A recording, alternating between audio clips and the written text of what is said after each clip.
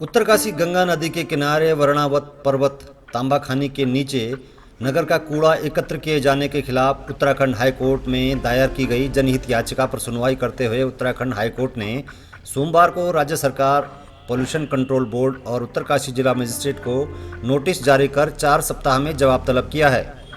बताते चलें कि Rajveer Singh Bisht, vice president Uttarakhand bar association और उत्तरकाशी के सामाजिक कार्यकर्ता अमेरिकन पुरी द्वारा एक जनहित याचिका हाईकोर्ट में दायर की गई थी। याचिका में कहा गया था कि पिछले 2 सालों से इस स्थान पर कूड़ा डंप किया जा रहा है, जिसके खिलाफ स्थानीय लोग बराबर धरना प्रदर्शन कर रहे हैं। उन्होंने कहा था कि कूड़ा भागीरथी नदी के एकदम ऊपर डंप किया जा रहा है, जो अंतिम रूप से नदी में ही गिर रहा है, जिसके कारण गंगा नदी प्रदूषित हो रही है। काफ़ी समय से समस्या लगातार बनी हुई है। फिर कुछ समय पूर्व जो है मेरे द्वारा बड़े भाई राजवीर बिस्ट बार काउंसिल उत्तराखंड के उपाध्यक्ष साथ में जो है वह स्थानीय भी है उत्तरकाशी के राजवीर बिस्ट भाई, उनके साथ मिलकर जो है माननीय न्यायालय में जो है एक जनहित याचिका दायर की गई इस कूड़े के संदर्भ में। इसमें कोर्ट द्वारा जो है अभी एक जिला प्रशासन को नोटिस जारी किया गया, जिसमें 4 सप्ताह का उनको समय दिया गया है, वहाँ पर अपना जवाब पेश करें। कूड़े की समस्या जो है लगातार बनी आ रही है। नगर पालिका के पास लगभग 3 नाली के उनके पास भूमि है जो प्रशासन द्वारा उनको दी गई है, और इसको जो है अभी 1 वर्ष हो गया है, फिर भी उनके द्वारा अभी तक इस पर कोई भी कार्रवाई नहीं की गई है। कूड़ा जो है लगातार तांबाखानी के पास ही डंप किया जा रहा है, जिससे वह कूड़ा कई बार नदी में गिर जाता है और बरसात का पानी जो है कूड़े के साथ जो है माँ गंगा में गिर जाता है। एक तरफ सरकार द्वारा जो है माँ गंगा को साफ स्वच्छ रखने के लिए कई तरह की मुहिमें चलाई जा रही है। माँ गंगा को लेकर कई तरह के नियम कानून बने हैं, कई तरह के अलग अलग मंत्रालय विभाग बने हैं। फिर भी दूसरी ओर जो है इस तरीके से माँ गंगा में, वो भी उस जगह से जहाँ गंगा का मायका मात्र 100 किलोमीटर दूर से गंगा का उद्गम स्थल है। उत्तरकाशी में कूड़े की समस्या आज पैदा नहीं हो रही है, इससे पहले भी डंपिंग को लेकर विवाद रहा है। जरा आपको सुनाते हैं कि चुनाव जीतने से पहले नगरपालिका अध्यक्ष उत्तरकाशी रमेश शेमवाल ने इस कूड़े की समस्या और नगरपालिका से जुड़ी अन्य समस्याओं को लेकर क्या बयान दिया था। पूर्णतः फेल है। नगरपालिका का मुख्य काम है सफाई शहर की, पहला काम।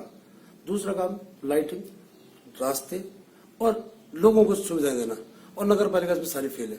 नगरपालिका टोटली पिछले साल से सिर्फ और सिर्फ परिसंपत्तियों की नगरपालिका बेचे खा रही है। करोड़ों रुपए में 100 दुकानें लगभग पूर्व प्रतिनिधि द्वारा बेच दी गई, सीधा सीधा बेच दी गई है।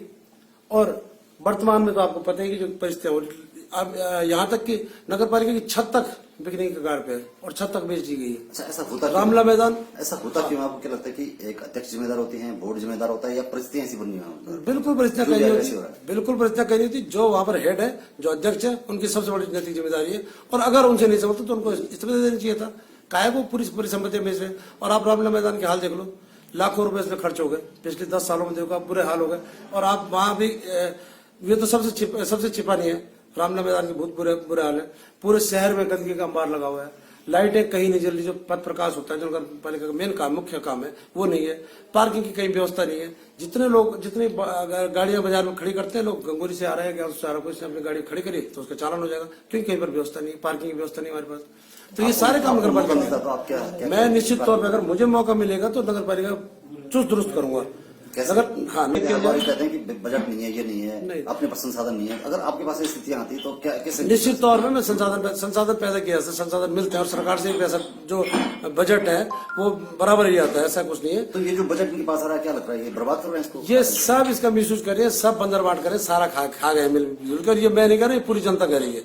आप आम जनता से उठा के पूछ लीजिए, इन्होंने पिछले 10 सालों से पूरा बर्बाद कर दिया, पूरे मिले हुए लोग हैं, पूरा बर्बाद कर दिया, जिसका कि निस्तारण नहीं हो पा रहा है कई सालों से।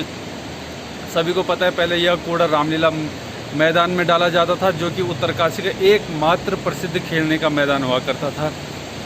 जब वहाँ से ये डंपिंग जोन हटाया गया, तो अब आप देख रहे होंगे कि गंगा नदी के ठीक किनारे पे सारा कूड़ा डाला जा रहा है, जिसमें कि शायद आज हाईकोर्ट से स्टे भी आ चुका है। क्योंकि विगत कई वर्षों से देखा जा रहा है कि कूड़े से लोगों के बीच बहुत बड़ा आक्रोश बना हुआ है कि कूड़े का एक सही समाधान नहीं हो सका कि कहाँ पे इसका डंपिंग जोन बनाया जाए। अभी फ़िलहाल यहाँ पे ठीक गंगा माँ के सामने सुरंग के बाहर पे एक कूड़ा एकत्रित होता है, यहाँ पे इसका डंपिंग जोन बनाया गया है, जिससे जनता के बीच बहुत बड़ा आक्रोश है। क्यों? क्योंकि इस कूड़े से एक तो आम जनता प्रभावित हो रही है, कई प्रकार की बीमारी हो सकती है और एक माँ गंगा का अस्तित्व खतरे में है। कूड़े का इतना सारा जमावड़ा लोगों के बीच में एक आक्रोश का विषय है। कई प्रकार की बीमारियां और कई प्रकार की समस्याओं को यहाँ पर उत्पन्न कर रहा है। ऐसा नहीं है कि नगर पालिका ने इसके लिए प्रयास नहीं किया, किंतु जिन जिन स्थानों पर नगर पालिका ने कूड़ा एकत्र करने की कोशिश की वहां जन विरोध शुरू हो गया, जिसके बाद नगर पालिका ने जिला प्रशासन के पाले में गेंद यह कहकर डाल दी कि जगह तलाश करना जिला प्रशासन का ही काम है। तांबा खाने के कूड़े के लेके मैं खुद चिंतित हूँ, ऐसा नहीं। और जो लोग कहते हैं कि हम नदी में कूड़ा डालते हैं वो बिल्कुल असत्य है। हम कतई नदी में कूड़ा डालते हैं और जो हमारे कर्मचारियों को वहाँ पर कूड़ा इकट्ठा किया जा रहा है उसमें थोड़ा जीरो वेस्ट जिस कंपनी को मैंने ठेका दे रखा है उसकी भी गलतियाँ, उसको हम लगातार चिट्ठियाँ लिख रहे हैं। उनका काम था सेग्रीगेशन करके उस कूड़े को निस्तारण करना। पूरे जो कूड़ा वो कलेक्ट कर रहे हैं, कुछ पुराना कूड़ा था उसकी जिम्मेदारी हमारी है। उसके लिए मैंने शासन से 42 लाख की बुक करी है, डिमांड करी है और अभी तक वो पैसा मुझे उपलब्ध नहीं हो पाया। बेशक मैंने 24 लाख के अपने विभाग से अपने संसाधनों 24 लाख का टेंडर 3 बार लगा दिया, लेकिन तीनों बार कोई भी उस टेंडर को लेने नहीं आया उस कूड़े को उठाने का। लेकिन मुझे उम्मीद है कि जल्दी शासन से पैसा मिलेगा और हम इस कूड़े का तुरंत निस्तारण कर पाएंगे। कमेंट की थी आपसे हरी घास उगाऊंगा तो उगाऊंगा।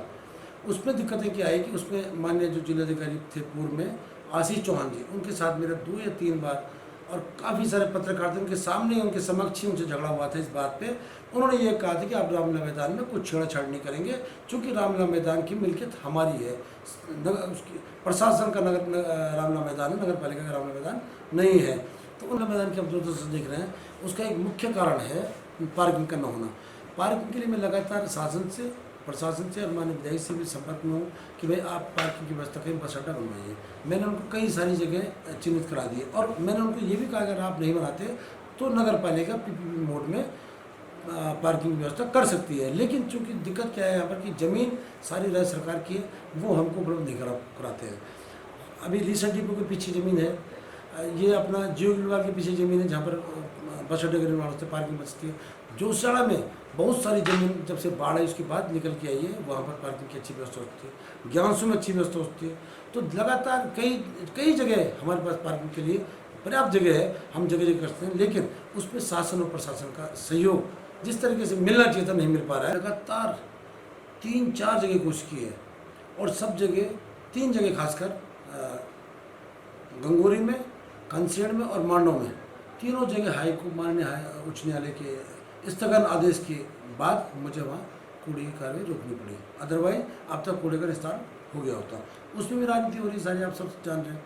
अब मजबूरी से यहाँ पर बस अड्डे के पास कूड़ा का ढेर लगा हुआ है, उसको मैं लगातार साफ कराने की कोशिश कर रहा हूँ और मैंने सरकार से 42 लाख रुपए का एस्टिमेट भेजा है कि आप इस कूड़े को, जो ये कूड़ा इकट्ठा है इसको हटाने के लिए, और 95 लाख का 92 लाख का एस्टिमेट एक भेजा है। जो तिलोद में एक ज़मीन हमें थोड़ी सी उपलब्ध हुई है उसके लिए कि उसको मुझे डेवलप करना है उस ज़मीन को, उसमें मशीनें लगानी है, उसको कवर्ड करना है टीन शेड से पूरा, ताकि लोगों को कोई दिक्कत ना हो, कोई बंदर मच्छर आदि वहाँ पर ना पाए। उसके लिए मैं लगातार माननीय मुख्यमंत्री से, मुख्य सचिव जी से, जिलाधिकारी महोदय से और जो भी संबंधित विधायक जी से और सबसे लगातार 2 साल से गुहार कर रहा हूँ कि मुझे कूड़े के निस्तारण हेतु धन उपलब्ध कराइए ताकि मैं इस कूड़े का निस्तारण कर पाऊँ। लेकिन दुर्भाग्य से मुझे अभी तक उसके लिए धन उपलब्ध नहीं हो पाया।